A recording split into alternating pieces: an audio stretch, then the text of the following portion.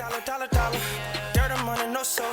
Had to go and get it, ain't no time to kick it. Got a stack of flip for my foes. Dollar.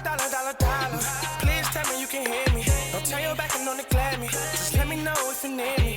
Dollar. Let me watch out for my partners. Keep my money long, get my team strong. Let me run away from my problems. Yup, let's get original crew. Don't be surprised. It's your boy DJ Nuki, your girl. Sierra Nicole. Back on the channel with another Kid and C original.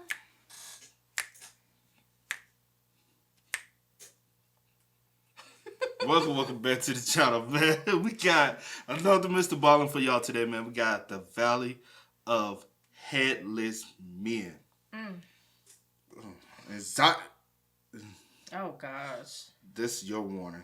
This is my warning for real. I personally don't experience anxiety like that. I really don't. Yeah. I experience irritation.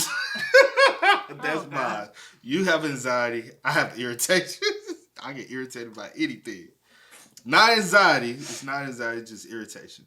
But so with that being said, make sure you check out the links in the description box. Down below. You already know where to go, man. If you want to first support, you gotta do it. Check out down below. Also, if you enjoyed today's video, as always, we ask you just to lock it in with a thumbs up. Please do that. But let's go ahead and get into the story. Let's find out about this Valley of the Headless Men.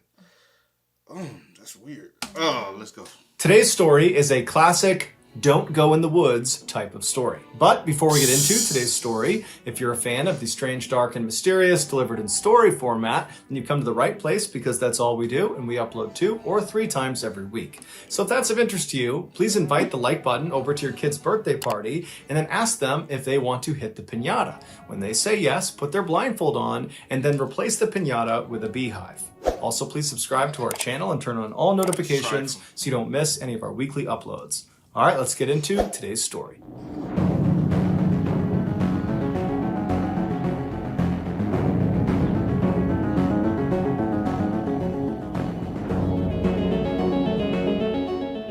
Located in the far northwestern section of Canada is the aptly named Northwest Territories. It is a massive swath of land that virtually nobody lives inside of. To make that point crystal clear, consider the following.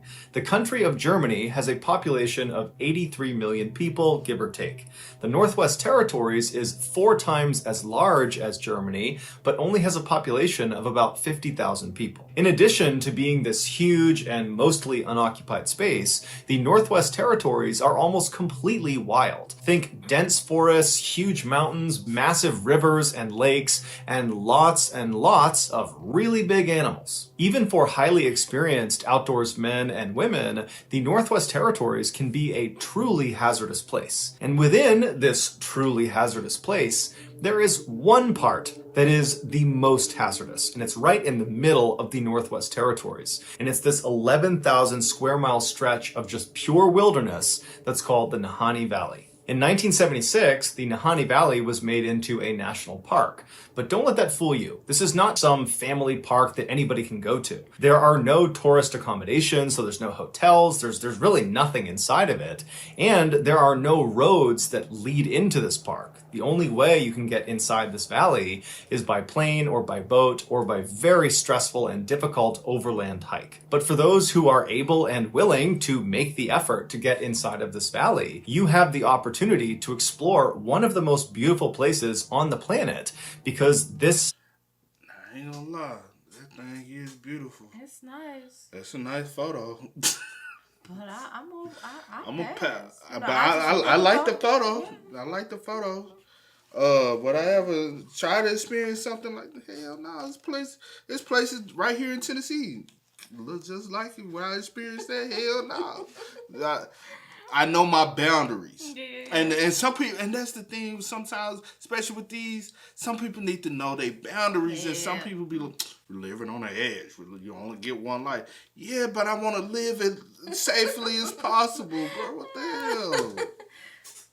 Of the world is almost completely untouched by man. It is really nature at its purest form. However, there's a catch. This valley is said to be haunted. Over the last 10,000 years, the handful of native tribes that have attempted to settle inside of the Nahanni Valley have all either suddenly disappeared without a trace, like the Naha tribe, that literally overnight just was gone, leaving behind their shelters, their food, their supplies, just gone. No one knows what happened to them.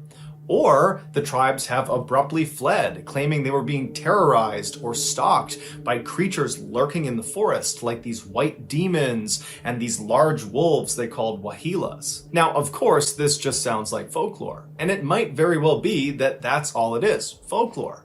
But starting in the early 1900s, some very strange things started happening in the Nahanni Valley that were not folklore. These things happened, and they were horrifying. These were horrifying, real events. And they might, depending on your viewpoint, give credit to some of the theories that the native tribespeople have about this valley, which is there's something evil lurking out in this forest, but we just don't know what it is. In 1904, three brothers, Willie, Frank, and Charlie McLeod, who all lived in the Northwest Territories, decided they wanted to go looking for gold in the Nahanni Valley. They figured because so few people had ever been inside of this valley, that if there was gold to be found, then certainly it had not been found yet. And so after a very long and arduous journey using sled dogs and trains and homemade boats, they finally slipped into the valley and found themselves on what's called the Flat River, which runs right through the center of the Nahanni Valley. Now, the Flat River is kind of ironically named because it's anything but flat. It's actually more like a rapid at certain points. But either way, the three brothers, they're on their boat, they're making their way up the Flat River, and at some point they pull off onto the riverbank and they set up camp. And then once their camp is set up, they go down to the river and they put their gold sluices in the water. A gold sluice is this long, skinny box that's usually made of wood, and it has a strainer on one side. And gold miners will put it in the water, submerged, and they will kind of shovel the sediment on the bottom of the water into this little funnel, and the big stuff will get stopped by the strainer, and the dirt and the water will just kind of flow out the side. And so the idea is you can trap gold nuggets inside of this sluice. And so the three brothers, they get their sluices up, and they start looking for gold, and right away they hit pay dirt. There is tons of gold in this river. And so all day, all night, they get all this gold. The next morning, they do the same thing. And by the time all their containers are literally filled to the brim with gold, they decide, hey, let's go back and turn this in, get some money for it, and then come back out here. And so they pack up their tent, they pack up all their supplies, and they put everything back in their boat. They get out onto Flat River, and at some point, very early on in their journey back, the boat capsizes, and the boat actually breaks apart from the strength of the rapids of Flat River. And so the boat actually just sinks, and much of their supplies sink, including all of their gold. But the three brothers are able to grab some of their supplies, like their rifle and some lumber and some of their mining supplies, and they swim it all to shore. They catch their breath. They're totally devastated at the loss of the gold, but they're alive. They have enough supplies to survive. And so they figure all they can do is maybe try to go back to their original site, try to get some more gold because they did still have a sluice, and then try to get out of there and then, regroup and come back another time. And so using some of the lumber they recovered from their broken boat, and then also by cutting down some trees, they literally fashioned another boat and then hopped back on the Flat River, and they went back up to that site where they had found gold earlier. They set up their sluice, they set up their camp again, and this time they didn't find any gold. So all day, this very disappointing day that they've already lost all their gold, now they're not finding any more gold. And so that night when they went to bed, they decided that the next day they were just going to leave. And so the next day they get up, they pack up, they hop back on the Flat River on this new boat they built, and they're able to make their way out of the valley and get back to their homes. As soon as they get back home, the two younger brothers, Willie and Frank, start talking about how they want to go back into Nahanni Valley and go get more gold, because now they know there's gold out there. It's not a question, yeah, we didn't find it that second time, but we know it's out there. Charlie, the older brother, he wanted to get the gold, but he felt like, hey, that was a close call with the boat flipping over. I don't know if it's a good idea, so I'm actually not going to go. You guys can go. I'm going to stay. And so several months goes by, and Frank and Willie have been doing all this preparation for this additional trip into the valley. And finally, in 1905, they're ready. And so Willie, Frank, and a third man called Robert Weir, who was a friend of theirs, he was going to replace Charlie. The three of them, they make their way up into the valley. Now, they didn't tell anyone how long they were going to be gone for, and so when they didn't send any word and no one had heard from them in weeks, Charlie was actually not that concerned because he knew there was lots of gold to be had out in the Nahanni Valley, and so he figured they must have struck it rich, and now they've decided to live out there long term, or at least maybe through the summer, or maybe the next year, and so he wasn't concerned, and because he wasn't concerned, nobody else was concerned about these three men. And so weeks turned into months, turned into a year, and still no one's heard from these three men. No one's heard from Willie, Frank, or from Robert, but still Charlie maintains that nothing can be wrong because there's three of them out there. They're incredibly experienced. There is a ton of gold out there. I'm sure they're just killing it and they're just acquiring all this gold, and we're going to see them in the next couple of months maybe, and everything's going to be just fine. But that is so crazy. But you also got to remember the times. I mean, it's 1905, so what, a year? So the communication might be different. No, Think I about get it. it. Like 1905, communication is way slower than what we are now. Like yesterday, I called my mom. First, I called my sister. I called my mom. My sister didn't answer, so I called my mom. My mom, she answered. I said, "Hey, how you talk to her?" She said, "Nah." She told her my nephew to call his mom. Yeah. She didn't answer. I said, "Well, she been off for a while. She ain't answered the phone." I said, "All right, this might be alarming." She only been off what 3-4 hours at the time. Yeah. And I'm like you can't send him because they right up the road from each other. I'm like, can you just send him down the road? But she was like, well, I don't want him to send him down the road because people now are driving crazy through the neighborhood. Yeah. And so I'm like, should I try to give her another call? But I started already panicking because you can't get a hold to her. And I'm like, that's kind of weird if all of us trying to call her, she's not answering. But, and let alone go a year without hearing from, you know what I'm saying? That's all I'm saying. That's a long time. Like maybe, but like I said, it's the time. I know, I get it. The time. I get it. I don't know how 1905 was. So not communicating with a brother might in a year might be, or months or weeks might be the norm. And I guess because it was already adventurous. two brothers. It was already two younger ones. They were together. And then they out in the wilderness. So again, they didn't have cell phones. Obviously, you ain't got a phone line to. I don't even know like how the phone thing. No, I get it. And 9 times out of 10, you ain't had no mailing options. So I just couldn't imagine not talking to my folks for a whole year. But think about it back then. I know. Hey. That's all I'm saying. Acquiring all this gold, and we're going to see them in the next couple of months maybe, and everything's going to be just fine. But a whole other year would go by, so they've been out there for 2 years, and no one has heard from them. And at this point, Charlie thinks to himself, okay, I have to go out and see if they're okay. And so he rounds up 4 other people from his town, and he mounts an expedition to head back into the Nahanni Valley to go find his 2 brothers and find Robert Weir. Charlie and his search party eventually, after yet another long and arduous journey, they get into Nahanni Valley and they get onto the Flat River. And so they start making their way upstream along Flat River. So it must have been a very treacherous journey getting through the rapids of this river. And the whole time they're scanning the left and the right side, hoping to see some sign of life. They're looking for any indication that these 3 men are out here and just fine, but they didn't see any sign of them. And so they finally made their way all the way up to the very end of Flat River, or I should say the very beginning of Flat River, where it breaks off from a much larger river called the South Nahanni River. And once they turned onto the South Nahanni River, they began going downstream. And again, they're looking on either side for any sign of these 3 men. There's no sign of them. And then the river they're on takes a very sharp turn. It's actually called the Big Bend, and it's about a 45-degree turn. And as soon as you make that turn, it dumps you into this 10-mile stretch of river called Second Canyon. Now, along South Nahanni River, which is about 350 miles long, there are these 4 canyons that the water passes through. And they're labeled 4th Canyon, 3rd Canyon, 2nd Canyon, and 1st Canyon. And these canyons are massive. These sheer cliffs on either side of the river shoot up to 3,000 feet above the water, and in some parts, the water is actually just as deep, thousands of feet deep. And Second Canyon is unique because the cliff faces are as sheer as you're going to get.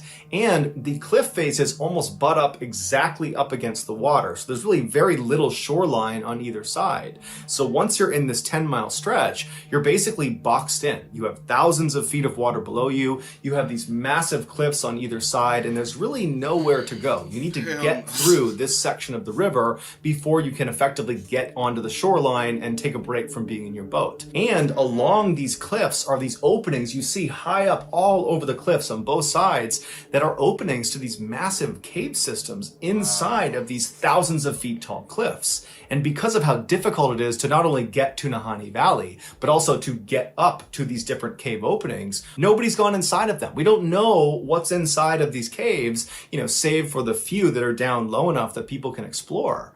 So as you're passing through Second Canyon, it's almost like you're being watched because there's all these openings, but you can't see into them, and you're just forced to go down this 10-mile stretch, and you can't really go anywhere, and whatever's watching you, it's watching you. As soon as Charlie and his search party entered into Second Canyon, it would have immediately gotten darker, because that's another part of being in Second Canyon. These huge cliff walls of this canyon obscure the sunlight, and so they would have entered into this canyon, it would have gotten darker, and it's very windy inside of Second Canyon. So the winds would have picked up, so it's dark, very strange setting for them to be in, and they would have been looking on either side at these little strips of shoreline on either side, barely big enough for a boat to be. They would have been looking for any sign of life, but they didn't see anything. As they're making their way down this 10-mile stretch, as they're getting closer and closer to actually entering into First Canyon, which is the next canyon you would enter into, the sides of the river start to get slightly larger, where you could actually beach a boat. There's some trees,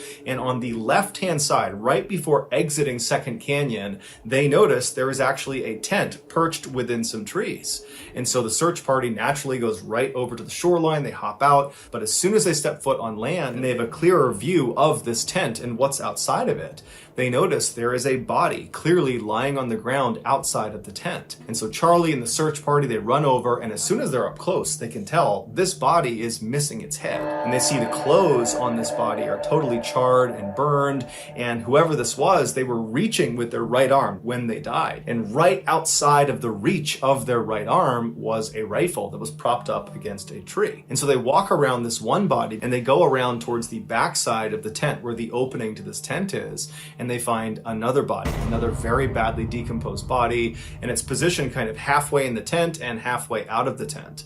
And there's a blanket kind of partially obscuring this person's body, and when they move the blanket, they see this body too is missing its head. So Charlie and the search party, they continue to search around the camp in hopes of finding the heads of these two people to try to figure out who they are, but they never find the heads. However, they do find some personal effects both in the pockets of these two bodies and then also inside the tent that would confirm these are Charlie's brothers.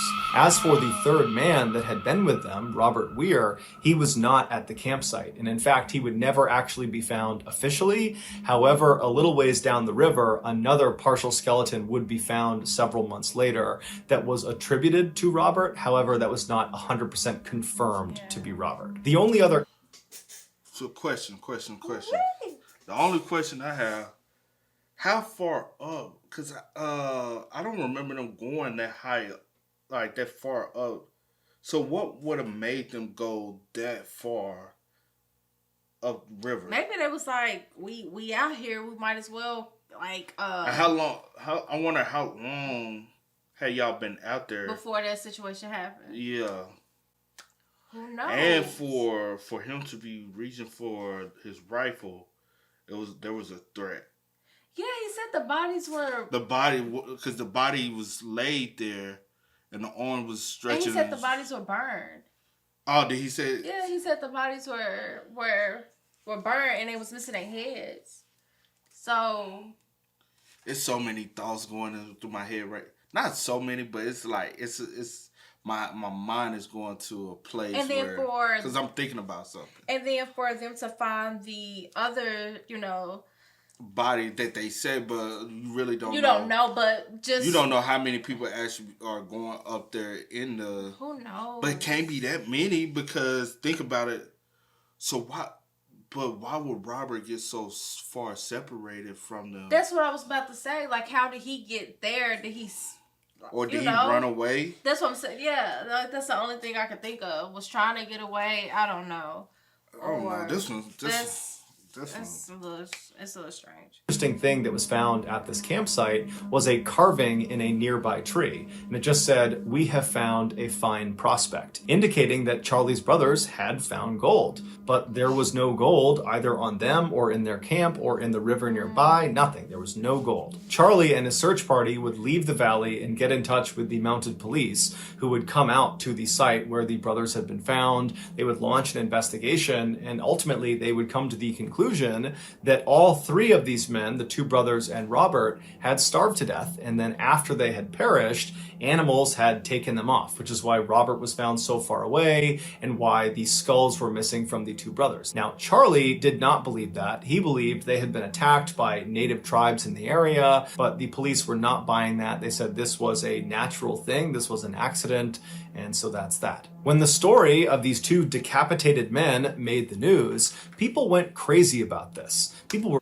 And I was going to say, well, maybe I misheard. Maybe I thought he said that the bodies were... No, not even that. I'm stuck on now, like... It really be sounding like police don't be wanting to work. you well, know no, what I'm saying? I just said what I said. I'm because I misheard that. But then to not think that something else happened. My whole thing is, if an animal attacked them, you would see. But why would they just take my head? Bingo. Why would they just take my head? If you would have seen some arm limbs ripped off. Something. You would have seen everything limbs. else is intact, but my head gone. And then just coincidentally, my brother's head gone too. Come on, make it make sense. Doesn't make sense, bro. And okay. These two decapitated men made the news, people went crazy about this. People were very divided about what they thought really happened. There was a percentage of people that believed that partial skeleton that was found, that was not Robert Weir. He had not died. He had murdered the two brothers, decapitated them, and then made off with their gold. The other percentage of people believed that all three men, the two brothers and Robert, had been attacked by a person, a group of people, an animal, a creature, something. There was some sort of attack. And that's why the two brothers were in those positions that indicated they had encountered something horrifying, with one brother reaching for the gun and the other appearing to have leapt from his bed before he ultimately died. But regardless of which side you fell on, pretty much everybody at the time who heard about the story became terrified of the Nahanni Valley. Specifically, they became terrified of that stretch in Second Canyon where the two brothers had been found. And so actually that stretch got renamed the Headless Valley, and from that point forward, that's all it was known as. And so even though there were obvious gold prospects in the Headless Valley and all along the South Nahanni River and the Flat River, people, after this story broke, were just not prepared to risk going in there and potentially becoming another victim. And so people kind of stayed away from Nahanni Valley. 8 years later, though, in 1913, a gold prospector named Martin Jorgensen decided, you know what, I'm not going to let some scary stories about some headless men and, ghosts and killers on the loose, I'm not going to let any of that get in the way of me taking gold out of Nahanni Valley. So, all on his own, Martin makes the arduous trek inside of Nahanni Valley. He makes his way up Flat River, and he finally finds a spot about 70 miles upstream of where Headless Valley was, and he actually built a one-room cabin because he was going to stay there through the winter, and then the plan was he would meet up with his partners the following summer. And so right after he got there, he set up his sluices and he started mining for gold, and apparently he found a lot of it because he sent word back to his partners outside of the valley that he had made it rich. And so his partners were really excited to meet up with him the following summer and see how much he got, because they planned on going back into the valley with him that summer. So that summer rolls around, his partners go to the meeting spot right outside the valley, but Martin doesn't show up. And so his partners, they stay outside at this meeting space for several days until finally, when he doesn't show up, they decide, we have to go in there and see if he is okay, because at this point he should have been here. There's no excuse. And so they end up going into the Nahanni Valley. They make their way up Flat River, and they go roughly to the area where they knew he was staying based on the message he had sent earlier. He had described where he was staying, and they actually found his cabin. Or I should say they found what was left of his cabin. His cabin had been completely torched, burned to the ground. And laying on the ground next to the burned out cabin was the burned out remains of another headless corpse. And this corpse belonged to Martin Jorgensen. The police did a thorough investigation, but they were never able to determine what actually killed him. The police did not connect Martin's death with the two McLeod brothers' deaths, even though they were all decapitated. They were in roughly the same area, and it happened within a few years of each other, and they looked very, very similar, even though that all was true. The police said, no, these are totally separate. Martin died for some reason, and then animals took parts of him away, and that's why his skull is missing. Martin's... But y'all still not addressing the fact that his campground was burned. And that's why I was like, well, maybe I misheard, because I'm like, are we ignoring the fact that a fire has been set? Like, what is happening? How did somebody start a fire? Like, come on, now. Bro, I don't be understanding sometimes. This story is crazy. Is bizarre.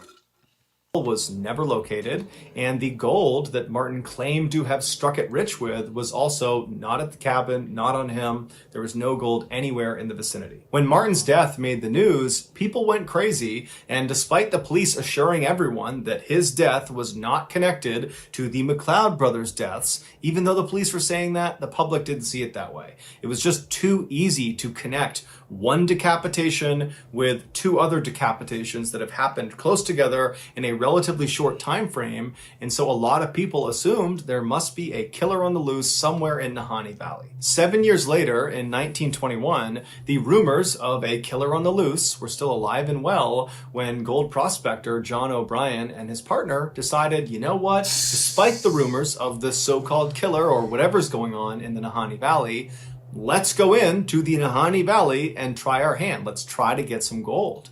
And so these people are so fucking slow, bro. Like, I don't know. It's not even that. It's just the thing of what is it greed? Like, because y'all want this like, gold. I want to take this risk because we know it's gold there. So how much gold? How much riches you think that's there for you to even risk your life when you got... But back then gold was everything. I mean, I get that, but and my everybody goodness, wanted when people don't went and there oil. and tried to get it, they ain't making it out. So why am I going to I just don't... You're right. If I'm I'm not gonna survive, I'm not gonna try. Like, if I'm not gonna be able to enjoy it, then why am I even like? I don't know, but I mean, I guess people are like, well, we gotta try. Yeah. But let's go into the Nahanni Valley and try our hand. Let's try to get some gold.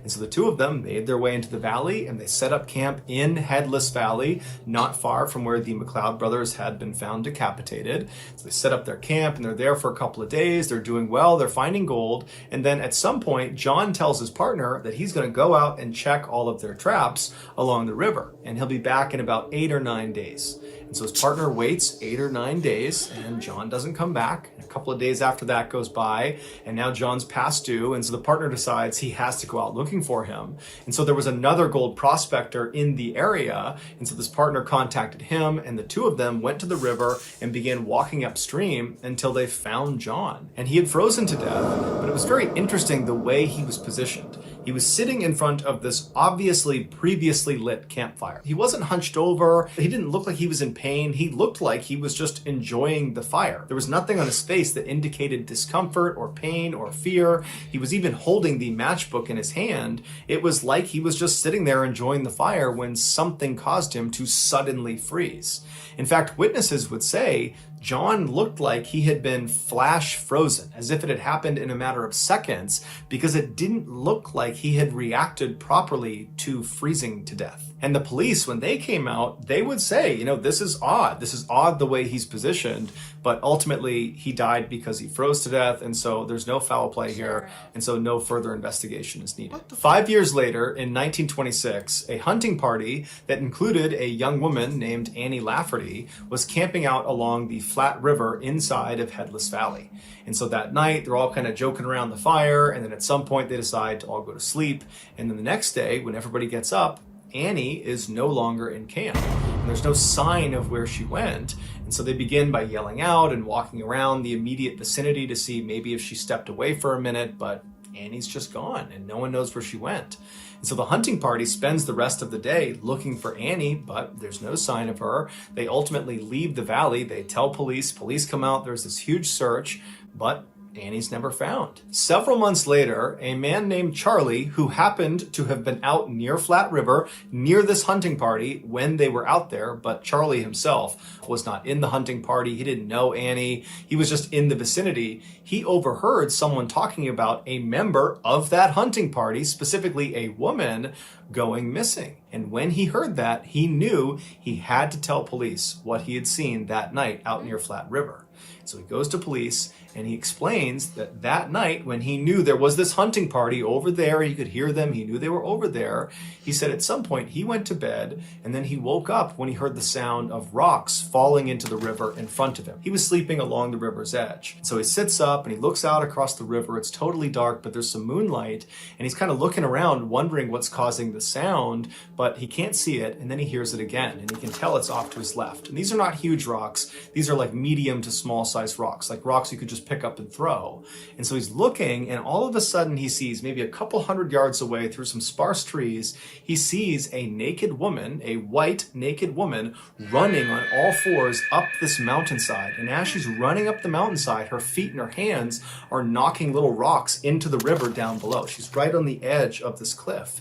And as she's running up this hill, she stops and she turns and he gets a good look at her face. And Charlie would say he was so taken aback by her face. It looked like she was possessed. There was something wrong with her face. And so Charlie instinctively ducked down and chose not to follow her, even though he knew anybody running naked anywhere in the wilds is doomed. But he felt like he could not go near this woman. There was something wrong with this woman. And so the police, they take this story down and they say, hey, you know, this is what Annie looked like. And Charlie would say, I think that's her. I think that matches her description. And so universally, it's believed this woman galloping up this hillside in the middle of the night naked was Annie. The police ultimately would not investigate Annie's disappearance any further because at the time Charlie was telling them this piece of information, she had already been gone for months and the assumption was she was dead. 4 years later, in 1931, another gold prospector decides to try their luck in Headless Valley. A man named Phil Powers. He makes his way into the valley. He finds a spot off of Flat River. He builds a cabin. And then shortly thereafter, his cabin burns to the ground with him inside of it. Now, his skeleton was intact, but the strange thing about his death is based on the origin of the fire, which would have been on the roof. He should have had an opportunity to climb out of the cabin before it burned down, giving rise to the theory that he was actually dead before the fire started. However, the police said this was an accident caused by Phil doing something with the stovepipe that led to it catching on fire, and this was just all one big accident. But at this point, I want to fight everybody on the police. I'm thinking the police has got some involvement in it or covering some stuff up. Because they don't want to investigate none. Everything an accident. They might know what's going on, and they like, bro, we ain't getting involved. We done came out here. We done observed the scene, and we about to go back. Now we keep telling y'all that so many people dying. Y'all want to keep coming back. At this point, y'all asking for it. You know what? I mean, I ain't gonna say, but for real though, like after the first two, for me, I'm good. Y'all don't rename the valley. I would never went up there in the first place, bro. Like that ain't my cup of tea. You know, after that first, after the first time, you already got water. You already got to do water. It's a little risky. You got deep depths. What you saying? I ain't got no. I'm good. Majority of people that have followed along to this point with all of these strange deaths, they were just not buying it. 5 years later, in 1936, two more gold prospectors, William Epler and Joseph Mulholland, they entered the Headless Valley to try their luck, and shortly after arriving and getting set up, they went missing. A search party came out to look for them, and they found their cabin, and just like Phil Powers, it had burned to the ground, but William and Joseph were not in the ashes. They were not anywhere nearby. In fact, they were never found. No one has any idea what happened to them, and no one knows what caused the fire. 9 years later, in 1945, yet another gold prospector named Ernest Sabbard entered the Headless Valley to go looking for gold, and then when he did not leave the valley for an intended rendezvous with some of his partners went looking for him, and they would find him inside of his sleeping bag laying down, decapitated right along the flat river inside of the Headless Valley. And so the police would come out, they would do an investigation, and they would call this an accident where, he starved to death or he died of hypothermia, and then after he was dead, animals must have come in and removed his skull, and that's why we can't find it. And so the police did not, at least not publicly, connect his death to all of the other decapitations in that small area. 1 year later, in 1946, another gold miner named John Patterson went into Headless Valley, and he went missing. And so a search party went in looking for him, and John would never be found. But on one of the last nights that the search party was in the Headless Valley, they were camping out near Flat River, some native tribes people came into their camp, and they warned them about some white figures that were walking around the valley that night. They're down near the river, they're out in the forest, they're kind of all around here, and so you really need to be careful. You don't want them to see you. And then these tribes people just left. And so the search party is absolutely horrified. How do the tribe people are able to live out there and not be touched? Well, they are aware of them, and they probably know. They know how to stay safe and not be seen or be heard. But why would you? Where they been this whole time? I don't know, child. See you. And then these tribes people just left. And so the search party is absolutely horrified. They know about the rumors of this place. They're out here looking for someone that's gone missing in this place. And all night, all they hear are distant howls and screams that they hadn't heard in the previous nights. They're hearing these wailing sounds coming from all around them, like these things that are out there were intentionally trying to scare them to get them to leave. It felt like they were not supposed to be there. The next day, first thing when they got up and they left, the leader of that search party would say he just felt like the whole valley was totally sinister, and that constant wailing they heard the night before, he said he will never forget. From the mid-1940s onward, there have been far less strange incidents reported inside of Nahanni Valley, but one could attribute that to the fact that far less people have been going into Nahanni Valley ever since the 1940s. And in recent times, huge segments of the park have been permanently closed. The park has said the reason they're doing that is to protect that segment of the park. But other people have speculated that at least part of the reason why they're closing these segments, many of which are right near the Headless Valley, is because they're trying to protect people from getting anywhere near whatever it is that's lurking inside of that park. But regardless, it is still a fact that over the last century, there have been dozens and dozens and dozens of people that have either gone missing or who have died under very mysterious circumstances inside of this valley. And the truth is, nobody knows why. So that's going to do it, guys. If you found the secret... Wow. That's so crazy, bro. So crazy. And it's like one... I'll throw the table up for you first. You know something, maybe this is what I was thinking. In the daytime, it's okay, but as the sun starts setting, you need to be gone by the time, night hit. But what's the point of going all the way up there? Because that takes some time. I get that. And then you have to turn around and come all the way back. And come back, but it seems like a lot of things happen. It's a trip, though. It's like, I know, but if you want to go up there for whatever reason to get the gold, I just couldn't take the chance after so many stories. Okay, it would have been different. Like the brothers and the dude, they didn't know. They were the first. But then it's recorded. And then let me say this. Then somebody, okay, well it's been a few years because the next person went like 1913 or something like that. 8 years later. Okay, let me try. Maybe there was just one of those, bizarre, incidents or whatever. Let me try. But then after that, and the same scenario happened, they kept going back even faster. I would have no. I'm sorry. So I just couldn't. My whole thing is, so it's been documented and noted that certain people practice certain rituals, especially in history. That's uncharted land as well. Yeah. Who is this native tribe, for one? That's my thing. That's living out. Yeah. Who's this native tribe that's living on the lands, for one? 2, obviously, it's somebody there. Every time y'all lay a campground, they target the campground. They don't target you if you don't necessarily are looking at to stay. They only target you when you opposed to like y'all been there, y'all stand. They don't want you. It's a fear of you coming in and taking the land. And they're trying to protect the land and the sacredcy of the land. And then they're seeing you take gold from the land and they killing you because you're taking of their land, right? I mean, yeah, you could. I guess you could say that. So also we've known the history of tribes and like years ago, people taking heads and using heads as a ritual.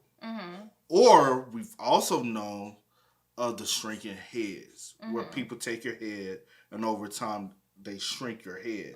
Your head is like a souvenir for them.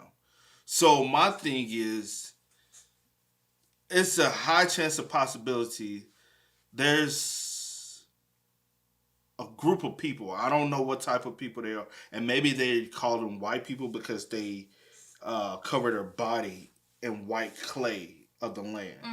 And that's the reason why they can consider it. Okay, let me ask you this. How would you explain, what was her name? Annie? How would you explain her situation? Like with that? I don't know her situation. And to be real, Bro could have thought he saw her. But he probably actually could have seen one of them.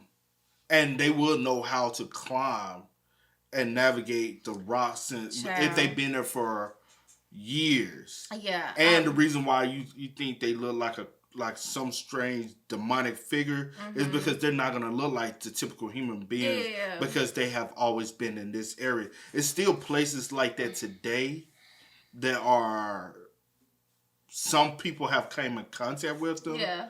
Like they might came in contact with one or two, but that's all. Yeah. You're not finna to go there.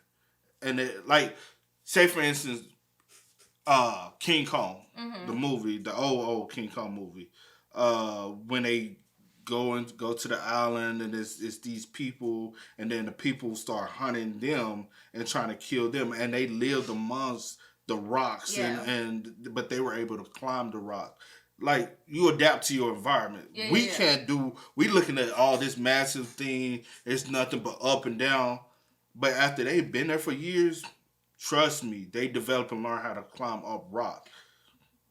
Okay, go ahead. We don't, because that's not our nature. Yeah. You adapt to whatever nature, whatever environment you in. That's their environment. So the white people, they cover themselves with clay because we know people come on now. Pay attention to history. That's the reason why it's there. There's been groups in society of people. That's how they clay their bodies. They might wear, you know what I'm saying? Yeah. And they call them the other tribe that's there. They obviously been there long enough to even know the signs of these people. Yeah. And they know to be aware of these people. Or are y'all also a part of them, but y'all more civilized? Who knows? My only thing is the reason why they don't attack them. And my only thing is, I feel like if more, maybe like investigation, or if it came for them to link everything together and warn the public, it wouldn't have been so many of the deaths and situations. Y'all should have been cut. Basically what it is, I feel like it's a cover-up. and they don't want to really tell people like what it really is. Or because then people might be wanting to go out there because to experiment, because it probably will draw more people there. Or or did they really know because what it was? Think about it. Same way they've always did. If these people really was getting all this gold and took it back, it was like, hey, we got all this gold. Then people start seeing it. You know how many people will flock to that area and inhabit that area, and now these people won't have their land because society has done that for many hundreds and hundreds and hundreds of years. Have taken land from the people that's already the natives of that land. That's been going on before America was here. Y'all came here and took this land from people that already inhabited because y'all wanted to profit off the land. So y'all developed civilizations. And now the people that originally resided in this land, they're no longer here. So those people are trying, whoever the white people are to be real, they're trying to protect the land, and they keep finding y'all setting up campgrounds. They watching y'all. Y'all taking gold, because they might know what gold is as well. And they might know the riches of their land. I really feel like it's a tribe there, or there's natives there. Mm-hmm. They're watching y'all. They're watching y'all set up campground. Mm-hmm. They kill y'all, destroy your civilization. That's the reason why they burn everything down, because they don't want it there. Yeah. That means stop going. That's what I'm saying. That's what I'm saying. Since all of that was happening, I'm just saying there should have been something in place to keep people out. But after the third or fourth people, I'm just saying, like, I 100% get what you're saying. A sign ain't gonna keep people out just because I'm not saying just a sign. I'm saying there should have been something. But I'm saying that's what they're doing. They're putting up a sign and warning people. Well, obviously, they ain't gonna keep nobody out. Well, clearly, true, because people still try to, because people still even already had knew that. This was going on, and they were still it's gold there. But then again, it's a different time. But I say this: this story, you never heard somebody successfully was able to leave the area, the valley. The only time, like I said, and then also what you said. I'm saying no. Let me finish. Go ahead. You never heard anyone was able to successfully leave the valley with the gold. That's what I was saying. They wasn't able to take the gold with them. Period. True. The first brothers were able to leave, but they left with nothing. But what I'm saying, the reason why they did make it out alive, because I feel like it may have still, just from me using, context clues or just like visualizing, it seemed like it was still daytime. And that's why I said a lot of stuff probably seemed like you said, they set up camps, going to sleep, things are happening. And the perfect time to attack you? When you sleep, when you least expect it. And that's the reason why the brother, he said it looked like one brother had left from bed. Mm-hmm. Because they were asleep when they attacked them. Yeah. And that's the reason why the other one reached and the other one left from, and the other dude probably was running. Even with the girl going missing, it was nighttime after they had all was getting, going to sleep or whatever the case may be. Anyway. Ooh, I thought about some too. What? What if they had killed her, took her skin, her face? I know stuff like that happens, so please don't put that in my head. Skin her face off, and it was wearing her face. That's the reason why he said he thought he saw her. It's a little creepy. This whole situation I know. Creepy. I said this is all creepy, and I'm a little scared. All right, let's go wrap it up. I'm not scared, but I do gotta go sleep, and I be having dreams. Let's wrap it up. Let's wrap it up. Oh, man. But with that being said, y'all spam us up. Let us know y'all thoughts and opinions in the comment section down below, because this is a weird story, man. This is. Oh, my God. But as always, y'all know how it goes. Mm-hmm. I do go by the name DJ Mika. This is You are. We are Go and get it, ain't no time to kick it. Got a stack of flip for my folks. Dollar. Please tell me you can hear me. Don't turn your back and don't neglect me. Just let me know if you need me. Dollar. Let me watch out for my partners.